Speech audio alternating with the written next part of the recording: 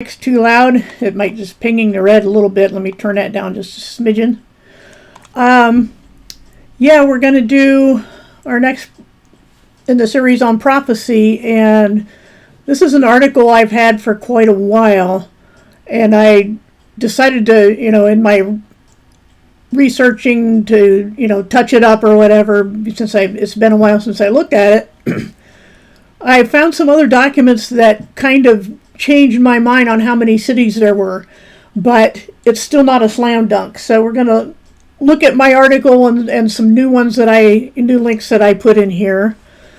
So as a chapter, I'm calling it, is as PDFs in my Dropbox, it doesn't make as much sense, but it's part of the, I may change that wording. And if you see me doing this, there's gnats. We have a plague of gnats at our house. So, and what I'm showing is, like I said, I could take the word chapter out eventually, but this is the new updated thing that I, on my Dropbox. And you can, if you look at the chat, it has a conversation where we're trying to work out how to link you guys to it. Apparently, all I can do is send you to the top layer of Dropbox, and then you have to find stuff from there. So, good to see everybody so far, and hopefully the others will be here soon. So, yeah, I call it the Prophetic Cities instead of, because I honestly can't tell you how many there are. There are 2 or 3. Right now I'm leaning 2. But let's get into this. This is about a city called The Lord is There, and we'll look at the passage, hopefully I'll remember to do that, that apparently is what used to be called, up to this point, at the point of the the end of the tribulation, used to be Jerusalem, is going to be called The Lord is There. So that's during the millennium, and the main passages are Zechariah 14, Ezekiel 40 through 48. That's where the most details are. And the city is named in Ezekiel 48:35. I think I have this up. This is obviously can't think of the word right now. Parallel. That's what it is. 3 different versions. And here's part of the problem with how many cities and how big the city is, because that's a big factor in determining whether one city is the same as another. The one being described in Ezekiel and Zechariah, it says the circumference of the city is 5.1 miles, and here's where it's named. As of today, the name of the city is The Lord is There. Now in this one, let's see, that's verse 35, the circumference will be 6 miles, and the name of the city is The Lord is There. Now the actual number is 18,000 cubits around. That's the circumference, but it's laid out in a square, so it's not a circle, it's the perimeter. We should use the word perimeter instead of circumference. And you can see they're saying about 8 miles or 13 kilometers for verse 8, which we didn't look at just now, but then verse 9, they're giving all these equivalents down here. So that's why it's kind of hard. And here I've had the Common English Bible, New International, and New English Translation. We have to understand that these differences are due to estimates as to which cubit is being used, for one thing, and that cubit isn't the only thing being used, but most people seem to use what's called the long cubit, or the Egyptian cubit, which is about 21 inches, and yet at the same time, we can't be dogmatic about it. That's the one I put here, the 21-inch long cubit, if you wanted to convert. And there are things online. You can go just type in your favorite search engine, convert cubits to miles or kilometers or whatever, or the other way, and you can find some easy-to-use conversion calculators. So the problem is in determining how long a cubit is. And you have to pay attention to whichever site you go to as to which of many cubits they're using. So, but like I said, the 21-inch or thereabouts is usually the one most often used for most biblical context. So the point is that in spite of these differences, we're not talking about such a huge degree of difference that it throws everything into question, because we're not talking about something where one conversion winds you up in the measure of feet and inches and the other in hundreds of miles. Not that big of a problem. We're talking a difference of a mile or two on the perimeter of a city. And besides all that, the exact details are given, but they're not crucial to understanding anything beyond the fact that God is saying, look at all these details I'm giving you as to how the city will be built. Because this is a prophecy. And so these details cement the accuracy of the prophecy, among other things, and they're given by God himself to Ezekiel and Zechariah. So these disagreements are about the precise lengths of cubits and other terms in Scripture, but they're not significant. And Bible Gateway is where we looked at the comparison, the parallel. But when you see the word wide as to one of the dimensions, it means north to south, what we would consider height. Okay, so when it says it's such and such wide, it means north to south, because other words in the passages are telling us that the southern border, for example, is the whole length of the tribe of Judah, or something like that. So that's how we know what width means in these passages. It means north to south. Okay, so keep that in mind when you look at these passages on the millennium. And we're going to include overall, and I'll be revisiting some of these. I have links to Ezekiel 40. Let me just show you that. I'll just go to Bible Gateway again, and I'm going to take this one down so I don't confuse myself too much.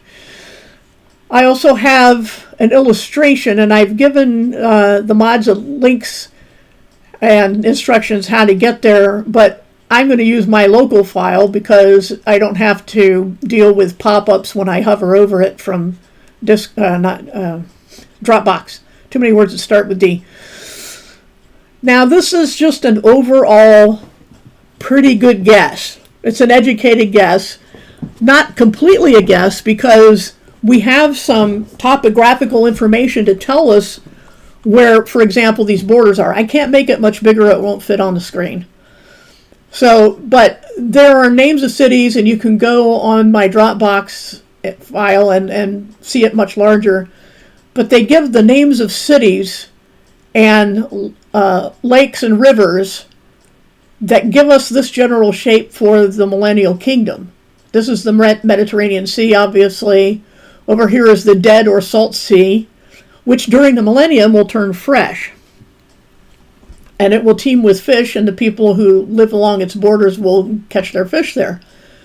So, and obviously this is north, and this scale here says 25 miles. I'm pretty sure it's awful small even for me right now. But you'll notice the list of tribes and their allotments, but in between Judah and Benjamin is this sacred district. And there are various equivalent terms for that. And in the sacred district, there's farmland on either side of this block here that's roughly in the middle, but this block happens to be about where Jerusalem is, which is why there's some ambiguity on whether the Lord is there is the same as Jerusalem, but like I said, I'm leaning toward not. My original thing said 3 prophetic cities, now I'm kind of leaning to 2. Like I said, in this list here, this is an image I found online, lists all the towns and markers, I guess you could say, landmarks, for drawing this eastern border. And the north and south, but of course the western border is the Mediterranean Sea. And then over here, and there's a quote, I'm going to blow this up. This is one that I added, that I found at one of the links we're going to look at. The student of Ezekiel's prophecy is struck again and again with the massive details and particulars that characterize the last 9 chapters of the book. This is the strongest and most irrefutable argument against taking these chapters in an allegorical or symbolical or spiritualizing sense. Somebody named Feinberg, and there's a link. You'd have to just type that in because it's an image here. But like I said, we've got links to things in the article. So here is the tribe of Judah, which if you go, I kind of drew a shadow over here to this section. Here's Judah and here's Benjamin, right? That's all these are saying. In here we have, going all the way across those borders, we have farmland for someone called the prince on either side. And this holy district is divided between the Levites and the priest of Zadok. Why the priest of Zadok? That's from about chapter 45 through 48. Zadok was the priest during the time of King David. And the prince is in the line of David. It isn't David himself, because the promise to David was that he would always have a descendant on the throne. But they've been in exile for a long time, and so there's no throne for him to sit on. Anyway, in the millennium there will be, and there will be priests and Levites here, and a temple compound or complex. And it will be laid out in a square, like the bigger square around it. And then there's this thing called the Lord is there. So there's the temple up here, and the Lord is there is on the southern border of this holy district. So, and on that city, there are portions on either side for farmland, again, and support. And we have the list of tribes names over each of 3 gates on each of the sides of this square. And we looked at that briefly, Ezekiel 48:35, where it's called that, the Lord is there. So on the north we have Reuben, Judah, and Levi. On the east, Joseph, Benjamin, and Dan. On the south, Simon, Issachar, and Zebulun. And on the west, Gad, Asher, and Naphtali. And so these are the gates to the holy city. The Lord is there, which is probably Jerusalem in the millennium, not to be confused with New Jerusalem. Okay, so just to give you an overall view of where everything is, what we're talking about, and that there's a city, the city is down here, that there's a district for priests and Levites, in the middle a temple compound, and then the temple itself in the middle of that. There are chapters devoted just for describing the temple itself and this square around it. Okay, and we're not going to go into that detail. There's plenty of articles and videos on that. So let's go back here. And a rough outline of Ezekiel is that chapter 40 begins describing the Millennial Kingdom. 40 through 42 is about the temple. 43 talks about God's glory returning to the temple, which wasn't even there in Jesus' day. About the altar and purification. 44 is about a special gate that's never opened in honor of God. Then there's instructions about priests and foreigners. Chapter 45 is about this sacred allotment and nerdy grammatical public service announcement. A lot is 2 different words, A space L-O-T, to meaning a bunch of something. Allotment with 2 L's and 1 word means a proportion. So an allotment is typically used about real estate, where it's a proportion of land with specific dimensions. And so that's when you use the 2 L's and make it all 1 word. And then 46 of Ezekiel is going over various offerings and rites. And then I've already shown you the illustration that I made. Chapter 47 is about this river that we'll talk about. Chapter 48 is about the allotments for each tribe and more measurements of the city. And then we have also Isaiah 65, 17 through 25 about the millennial Jerusalem. And then I have 2 different links here about the gates. So if you wanted to pursue those, and we may look at them if we have time, but I don't know. So we're so far hopefully giving you the lay of the land on what we're going to talk about today. I'm not sure why there's a question about circle or sphere for pi. But anyway, we're going to look at similarities and differences to talk about this issue of how many cities there are. And this is between Jerusalem and New Jerusalem. Okay? The Lord is there, formerly Jerusalem, I'm going to argue, and that's on earth during the millennium, and the New Jerusalem in the new heavens and earth that is for the eternal state, starting in Revelation 21. So those are the similarities and differences we're talking about here. Both cities have 12 gates, 3 on each side, named after the 12 tribes of Israel, which has not been the case for Israel or for Jerusalem this far.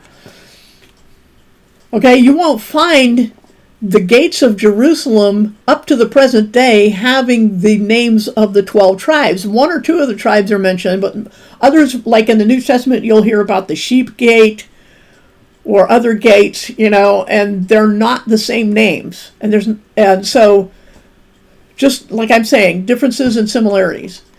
And this kind of touches on the issue of when people say that we all worship the same God.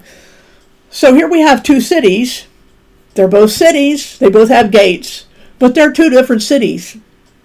2 vastly different sizes. And one of these has these names of gates, another one doesn't, and so on. But the point is that just because cities have things in common, which makes them all cities, doesn't mean they're the same city. In the same way, gods are generally deities of some sort, of having supernatural power, but that's about as far as the similarities go. They're different. They're not all the same. No, we don't worship the same God. Okay, so also both have a tree or trees.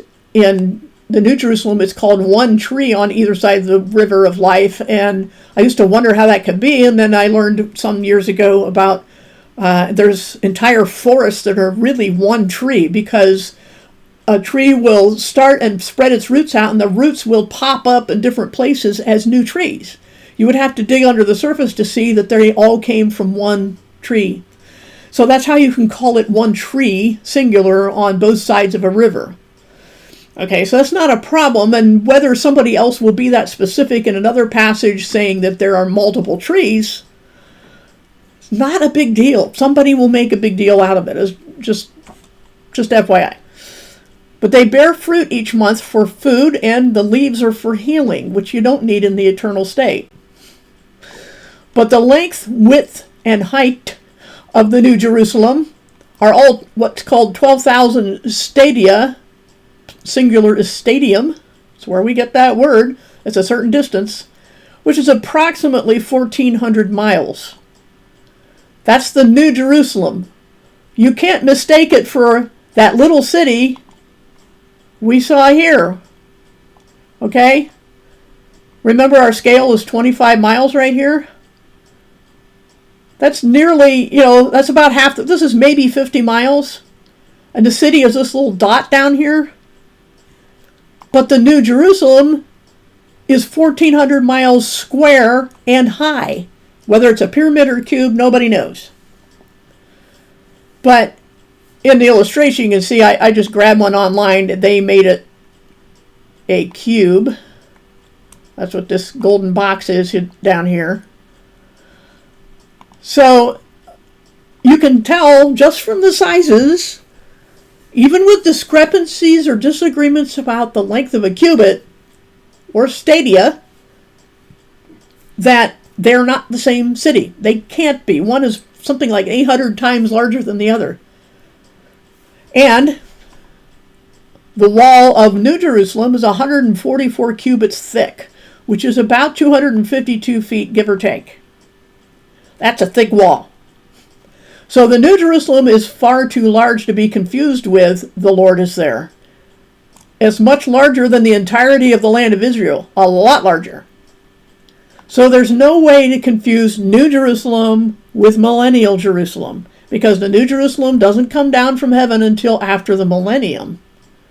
We know that from Revelation. But the rivers are different too. The river flows from the center of the New Jerusalem, which has no temple, but from the south side of the Millennial Temple. It goes to an unknown destination from the New Jerusalem, but to the Dead and Mediterranean seas in the sacred allotment. And that's why I put this down here. It's a 1,400-mile cube or pyramid, 12 foundations, which the Jerusalem of the Millennium does not have, 12 gates from single pearls. There are 12 gates, but they're not made from single pearls in the Millennium. And this thick wall, and there's no temple, no night, and no death in this Jerusalem, the New Jerusalem. Very, very big differences from Millennial Jerusalem, which has this little square here. So other differences include the fact that there are no seas on the new earth, according to Revelation 21:1. And I saw a new heaven and a new earth, for the first heaven and the first earth had passed away, and there was no longer any sea. That's what it says in Revelation 21:1. But the Millennial Kingdom has known seas. Remember those borders on the east and west? Oh, look, the Mediterranean Sea, the Dead Sea. So that's not the Millennium. It's not eternity. Those are the Millennium.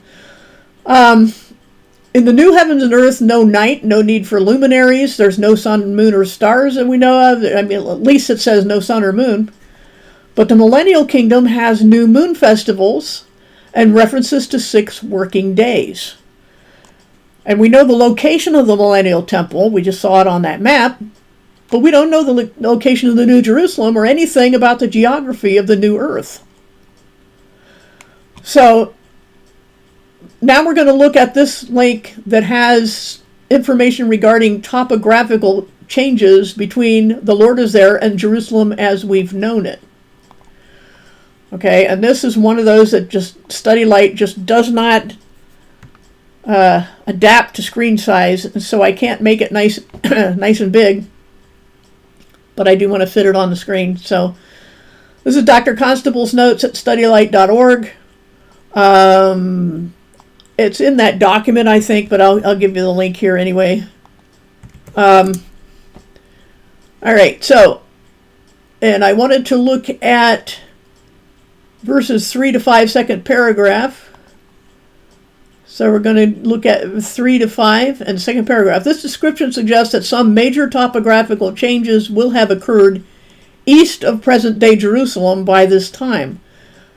Other revelation supports this conclusion. They give a lot of passages about that, about this one in particular in Zechariah 14. Sorry about that.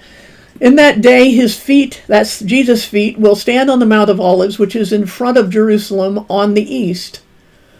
And the Mount of Olives will be split in its middle from east to west by a very large valley, so that half the mountain will move toward the north and the other half toward the south. You will flee by the valley of my mountain. So the people are going to run through it. Jesus splits the mountain, and the people who have survived run through there.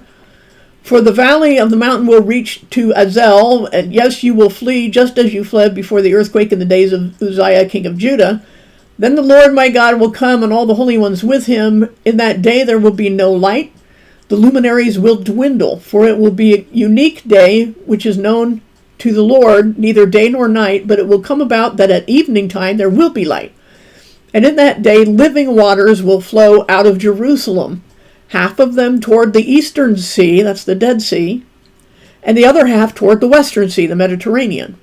It will be in summer and winter, as well as in winter, which they're pointing out in one of the articles is unusual for that part of the world, where you normally these things dry up. A lot of rivers dry up in certain seasons, and this is saying no, they won't dry up in the summer and fall, or summer and winter. Sorry. So the water will follow the contours of the altered terrain. I mean, we just saw how altered the terrain is as soon as Jesus comes back. And I have actually encountered people who think this whole thing is laughable, call themselves Bible students. They think, oh, this has to be an allegory. Ha ha, mountain can't split in two. What God are we talking about? Well, gee, people can't rise from the dead either, but Jesus did. If you call yourself a Christian, you have to believe that. But why laugh at this and make it an allegory? Because it doesn't fit preterism. That's how bad preterism is. Anyway, the contour will not be the past or present landscape. Zechariah recorded that the water flowing from Jerusalem will divide, half going east, half going west. Ezekiel described only the branch that flowed east. And this is one of the points that was key in me questioning whether there are 3 cities. Because of this primarily, that this is a logical point, that just because a prophet only describes one river doesn't mean there's not 2, or that one river hasn't split. He just concerned himself with the one that went to the Dead Sea, because it goes on in Ezekiel to describe how fish teem there, it teems with life, it's no longer dead. But Ezekiel only described that, but Zechariah says it splits and half go this way and half go that way. But like I said in the start of my document, where does this river come from? Is it from the temple, or is it from the city? Again, we need to look at our diagram here. We have this temple complex where I drew the rivers going. I put this one in dots because I wasn't sure. And yet it has to come from the city of Jerusalem. But it could be that one of the sections is treating this whole thing as Jerusalem. It's possible. Okay? And that seems to be the way Constable is treating it. So, let me get rid of that one in case I get too many tabs. Notice the prince mentioned in Ezekiel 40 through 48. Those are chapters. Whoever it is, the person will be mortal, since the passages speak of his children. So this is not David come back from the dead. This person does not perform the functions of a priest. Neither can this be King, so it can't be Jesus who does the functions of a priest. Neither can this be King David, since David died long ago, rather than be taken alive to heaven as were Enoch and Elijah. David died. David was promised that someone from his line would always be on the throne of Israel, so this person will be from his line, as I mentioned earlier. I only have to say that because of crazy ideas that people come up with. Consider also the vision in Ezekiel 43:7, where God says, "From within the temple, this is the place of my throne and the place for the soles of my feet. This is where I will live among the Israelites forever." The temple has not yet been built. Its stated purpose will be to shame the people of Israel for their former practices and defilement. It would seem unlikely that such a shaming and lesson for Israel would be perpetuated for eternity. So when it means forever, it means on this earth, because this earth is going away. And if you look at details, the sacrifices and festivals aren't always identical to those prescribed by Moses. Again, this is the priesthood of Zadok.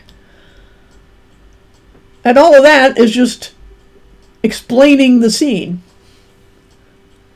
Okay, so we'll go on to the analysis part. Since the Lord is there and the New Jerusalem, paying attention to that name, are so vastly different in size, we would have to conclude that they're separate cities, even if every other detail were the same. Just by the size alone, you can say that they're not the same.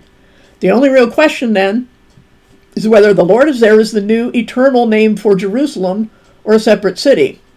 Again, eternal in the context of the millennium. If they're separate, here's where the problem comes in. If they're separate cities, we must ask why Ezekiel never speaks of Jerusalem in the Millennial Kingdom. That is to say, it's a giant argument from silence to say that Jerusalem is a separate city, since why wouldn't Ezekiel mention that? And where Jerusalem might be, since the Lord is there, seems to be the same spot. From what I can tell, that's where Jerusalem is supposed to be, right where the Lord is there. And the Lord said he would have his name forever in contexts that indicate Jerusalem. But if they're the same city, then we must ask why the river flows from the city in one instance in Zechariah 14:8, but from the temple in another in Ezekiel 47:1, and why Ezekiel only mentions the river flowing to the Dead Sea, 47:8, while Zechariah says it splits and half goes to the Mediterranean. and Zechariah 14:8. So that's why there's question. There's a problem if they're separate cities, and there's a problem if they're the same city. The only other reference to a future Jerusalem is Isaiah 65:17-25, in a context where there is mortality, though in a time of great abundance and peace. Why is that significant? Because if there's mortality, it's not the eternal state. And as I've said before, when you're doing, prophecy studies, and you look for it as you would look for the edges and corner pieces in a jigsaw puzzle, you get limits as to what you can possibly, what conclusions you can possibly draw. And in this case, when we have mortality, we cannot be talking about the permanent eternal state, because by that time, by the end of the millennium, there is a final judgment of all the dead. Death itself is thrown into the lake of fire, and all the judgments are complete. And so if no one can be judged, no one can die, then it can't be anything but eternity. There's no more judgment and no more death after that event at the end of the millennium. And this matches Zechariah 14, except for the statement, new heavens and new earth, which is another easy way to get thrown off. This is mentioned in Revelation immediately before the new Jerusalem descends from heaven. Yet the statement in Isaiah 65 does not say that this new heaven and earth precedes the restoration of Jerusalem, but that God will create them. Yet even on the other hand, everything in that passage will be. So it's just ambiguous enough that we can't say that since we see the phrase new heavens and new earth, that it must apply to the millennium. But given the sequential character of Revelation as opposed to other passages, it would seem that the order of events is clearer there and should carry more weight. And we're going to look at studylight.org again, and I'm going to show you this quote here in a second. Let's see, it's again in, well, anyway, I'll just show you that this is where I'm getting this from Isaiah 65. Let me post you that link. And the quote I grabbed is from Gleason Archer on a book of his on page 653. The designation new heavens and a new earth is applied to the millennial kingdom only as a stage preliminary to the eternal glories of heaven, the New Jerusalem. Just as Pentecost, here's the precedent, Pentecost was to be regarded in Acts 2:17 as ushering in the last days, although it occurred at least 19 centuries before the Second Advent. So we have a precedent for, this is another term that throws people off. These are the last days. Well, prophetically, these are the last days, because they're the last section of prophecies to ever be fulfilled. Just because they began 2,000 years ago doesn't mean that it's not the last days. Prophetically, that's what they are. And we have many time statements that talk about all the things that happened in the last days. And we have to be careful also, if I've mentioned in other live streams in the past, about the phrase, the day of the Lord. I did a study on that once. I can't remember the name of my own video on that. It's been several years. But the day of the Lord, I think I did a video, or I wrote an article, don't remember. Anyway, it can refer in various contexts to fairly soon local events, or long-term events that span anywhere from a day to years and years. The point is that the day of the Lord refers to a day when God acts very obviously and decisively. So we have to keep everything in context. This is why anything but the literal, historical, grammatical, or hermeneutic is going to lead you astray, or at least send you on many fool's errands, is the phrase, or pointless rabbit trails. Because allegory can take you anywhere you decide you can imagine that you can go. But if you pay attention to details, as you would if you're using the literal method, then you're going to realize, if you're careful, that this phrase, new heavens and new earth, isn't exclusive to Revelation 21. So we can't take that as, because otherwise it throws everything into hopeless confusion. Regarding the literalness of all this, chapters 1 to 24 of Ezekiel predict the captivity of Israel. Chapters 25 through 32 predict the judgment on other nations. Chapters 33 to 39 predict the return of Israel to its land. That's the millennium, ultimately. And chapters 40 through 48 predict the Millennial Kingdom. Since all the fulfilled prophecies have been literal in the past, there's no justification for treating remaining prophecies as figurative or only spiritual, as per that quote we read before, and the study guide again. From someone named Feinberg, point 3 there in that link. The student, and this is the one that I put on that map image at the top here. So I did have that written down. The student of Ezekiel's prophecy is struck again and again, bears repeating, with the massive details and particulars that characterize the last 9 chapters of the book. Strongest and most irrefutable argument against taking these chapters as allegory, symbol, or spiritualized. So, if anybody should laugh in derision, it should be us against the idea that these things are not literal. They're written as in the historical narrative type of writing, even though this is a prophecy of the future. They're written as literal things that will literally happen. There is no indication in any of these contexts this is some kind of allegory about the struggle of good and evil. The ton of detail is the biggest tell that that's the case. So it doesn't take a long time to just go through that, but we can go over some things in detail. But I might see if in the chat if you guys have a preference of something you want to go over again. Yeah, hopefully we've got the links straightened out. And so far I see Child of Urgent Droid, Teddy, Prof Red, Ray of Sunshine, Jolly Man, Timothy Southwick,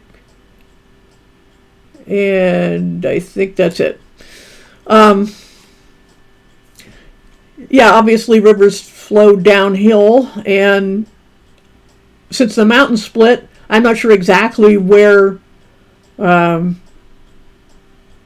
source of the river is, the elevation of the source of the river, but it's obviously not sitting in the valley. That's all I could tell you for sure.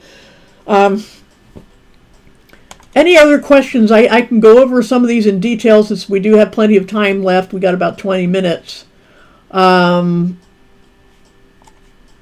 Let's see, we've already looked at Bible Gateway. We could look at these, or what I might do right now is look at that passage in Isaiah, because I don't think we read that. And I was looking for 17 to 25. I wanted to look at actually Isaiah 65, 17 to 25. So let me go to the Bible there instead of Constable's notes. 65, and we'll go down to verse 17. And keep in mind this is Common English Bible that uses its calculations for things. But this is about the heaven and earth, okay? Past events won't be remembered, won't come to mind. Rejoice in what I'm creating. I'm creating Jerusalem as a joy and her people as a source of gladness. And this is why another reason to take the Lord is there as what has been called in the past Jerusalem, but in the millennium will be called the Lord is there. And then it's back to the New Jerusalem in eternity. He says, I will rejoice in Jerusalem, glad about my people, no more crying or weeping. And this is where it talks about mortality. No more will babies live only a few days, or the old fail to live out their days.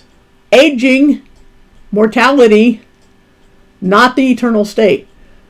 The one who dies at 100 will be like a young person, and the one falling short of 100 will seem cursed. So, mortality, death. They will build houses and live in them, and that they won't be confiscated or raided or anything like that. Like the days of a tree will be the days of my people. My chosen will make full use of their handiwork. They won't labor in vain. Their children will not be born to a world of horrors. We can relate to that these days. They will be people blessed by the Lord. They and their descendants, mortality, only mortals reproduce. Before they call, I'll answer. While they're still speaking, I'll hear. And this is where we get that famous verse, wolf and lamb will graze together, and the lion will eat straw like the ox, but the snake, its food will be dust. Snakes never get a break. They won't hurt or destroy at any place on my holy mountain, says the Lord. Notice the names of animals here. We got a snake, an ox, a lion, and a lamb, and a wolf. People like to say the Bible's been changed. It has not. People's memories are lousy, and they don't look at all passages. There's another passage that has this these same words arranged a little bit differently. Some have, one has fewer names of animals than the other. But wolf and lamb and lion. There you go. There's your lamb and lion. I don't know. It's that Mandela nonsense, and I don't think I'll probably do any more videos on that. I did one every year for like 3 years. But the last one was a Truth Finders series. Where I said something about, did God really say, in the subtitle. But notice the context in which that verse appears. It's about the Millennial Kingdom. Just because of this statement, new heaven and new earth, doesn't mean it's the eternal state, because there is no mortality in the eternal state. And that's the point Constable's Notes was making. Yep. And the same thing is kind of an issue at the end of Revelation as well. So we go to, highlight that. Revelation 22. Things are easier when you know about how many chapters there are.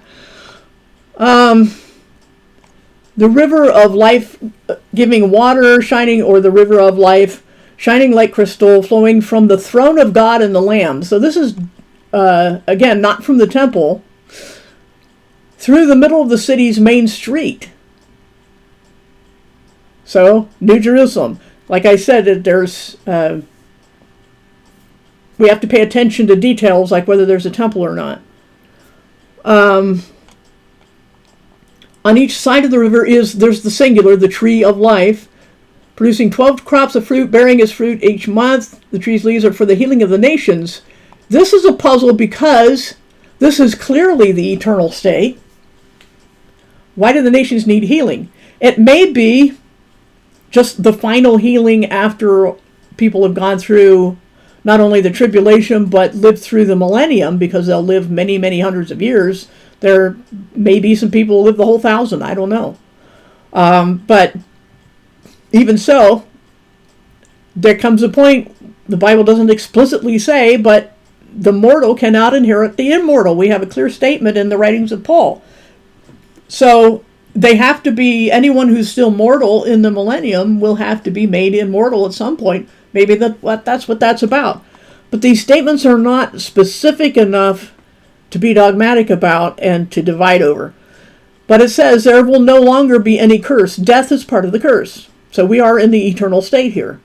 The throne of God and the Lamb will be in it, and his servants will worship him. They will see his face, name on their foreheads. Night will be no more.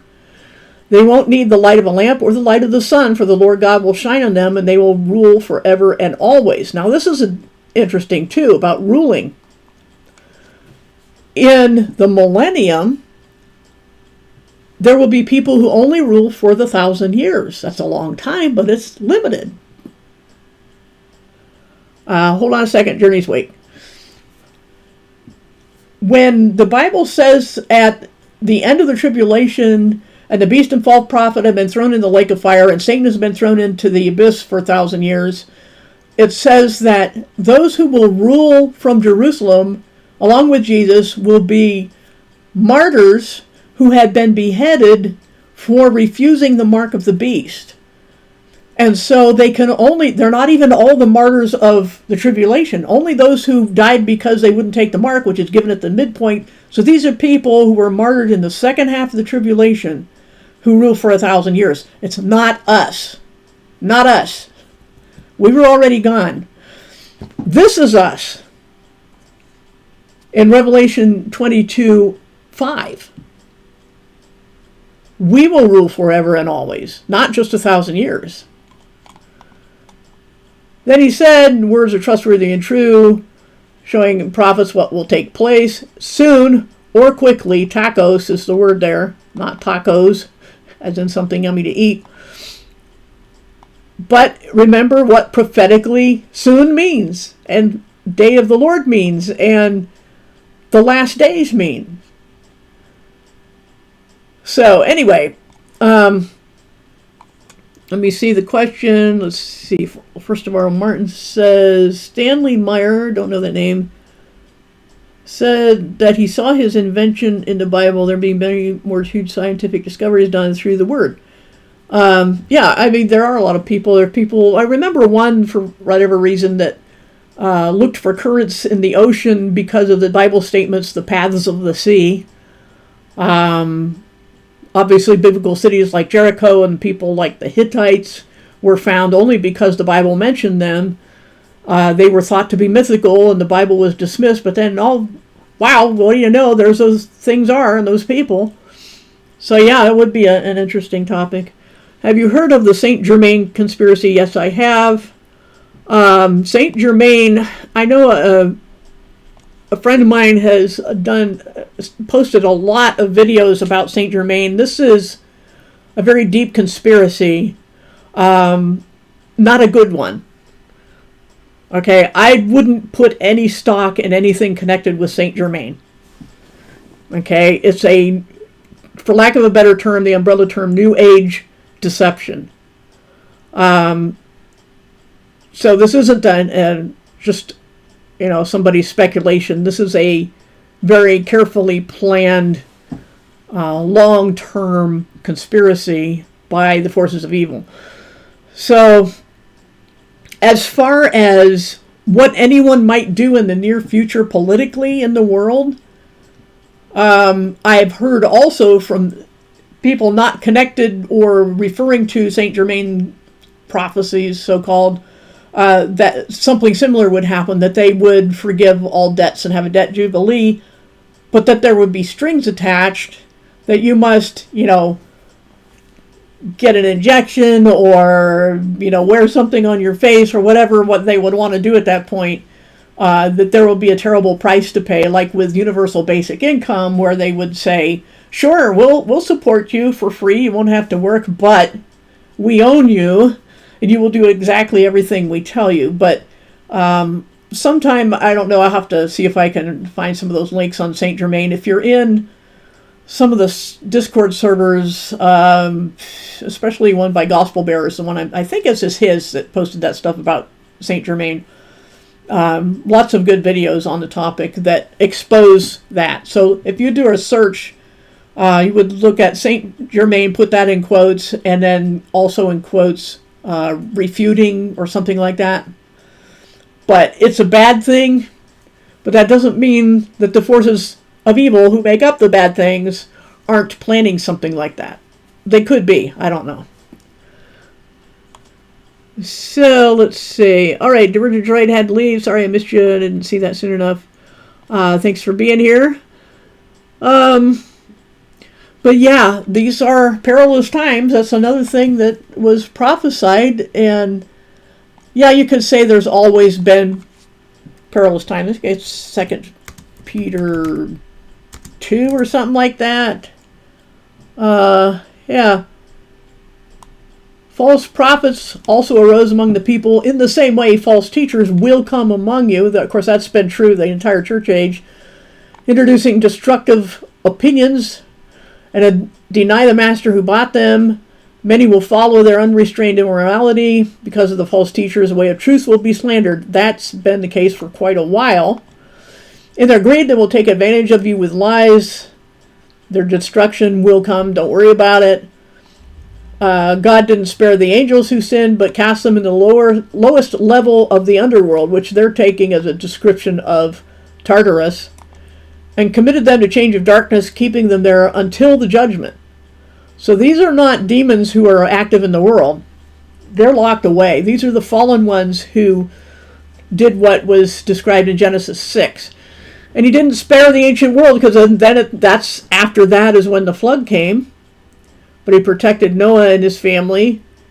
This is talking about the judgments of God. God condemned the cities of Sodom and Gomorrah to total destruction as a warning, rescued Lot out of that. And notice that the righteous are snatched away before God rains down his judgment on the wicked. Because there's a phrase somewhere in the Old Testament, will God destroy the righteous with the wicked? I think that might have been when Abraham was talking to the theophany of three quote-unquote men that came to visit him and tell him that Sarah would have a child. They also talked about, destroying Sodom and Gomorrah. And yet Lot was literally grabbed by the hand by the angels and yanked out of there before judgment came down. And the same yanking words are used to describe when Jesus returns for the body of Christ.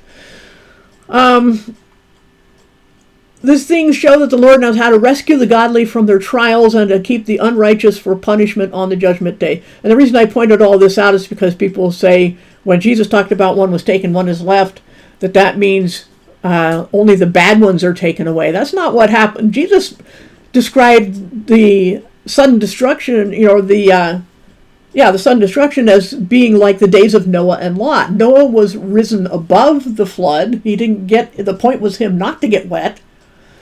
And Lot was taken out of Sodom and Gomorrah before they were burnt to crisp. So when Jesus says one taken, one left, you can't say in every context that this is meaning that the bad people are taken away. A lot of people like to do that. So then we're going to get more to the point of what I got into this for, about the last days. Let me see if I can find that here about false teachers, false brothers and sisters.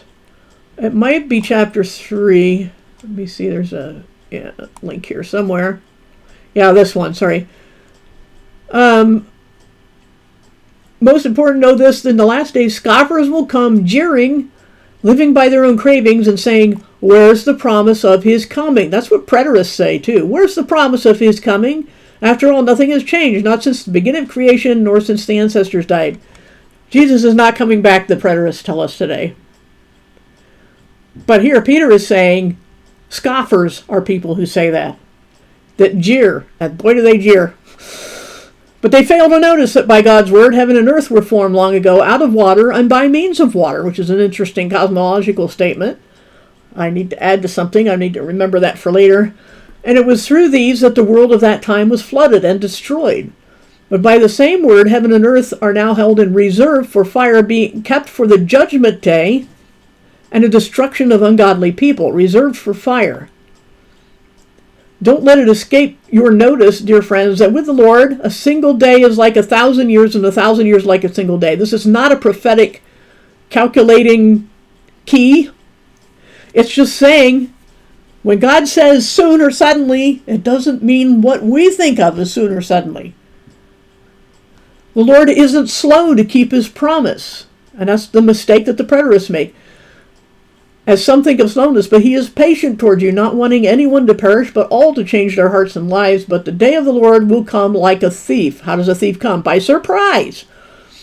On that day the heavens will pass away with a dreadful noise. The elements will be consumed by fire, and the earth and all the works done in it will be exposed. That's what Revelation is talking about when the first heaven and the first earth passed away.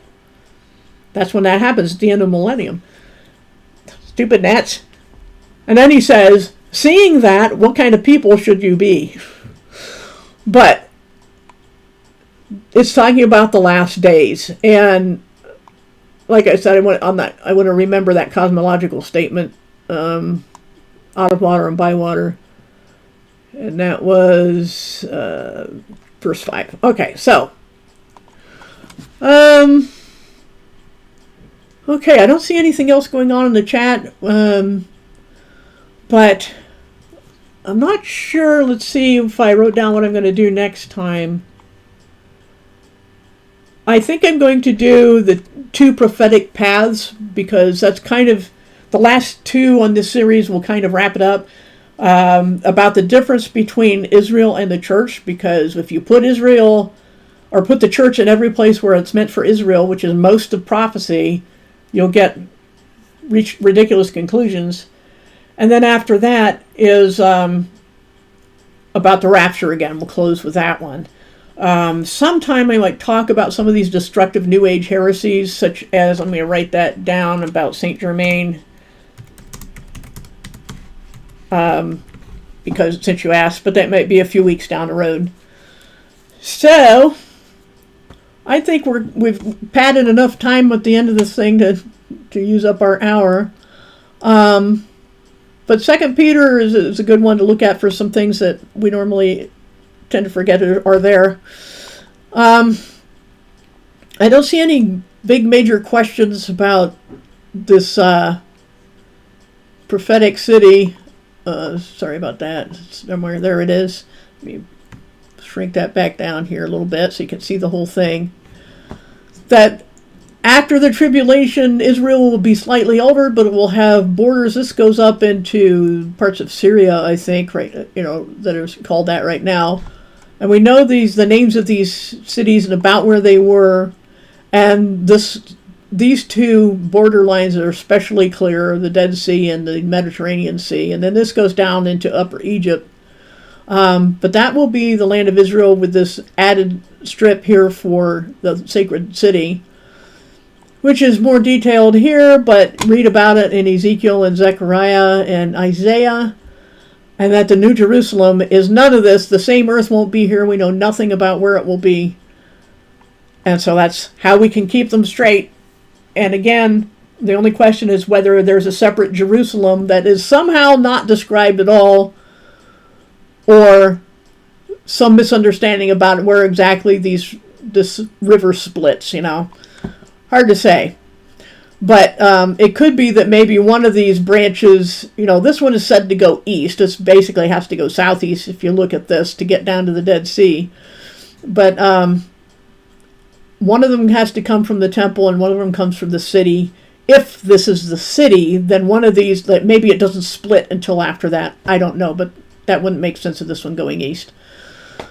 Or maybe this dotted one comes down here and then goes, I don't know. There are possibilities, and there's enough leeway that I don't think we need to be dividing over it. And I'm just trying to give an indication of why I conclude now that the Holy or the Lord is there is the name for Jerusalem during the millennium. So, yeah, check out the links, and there are other links in the document that I went through. So there you have it, and we'll see you next week. Thanks everybody for coming, and we'll be here unless Jesus comes before then, which would be awesome.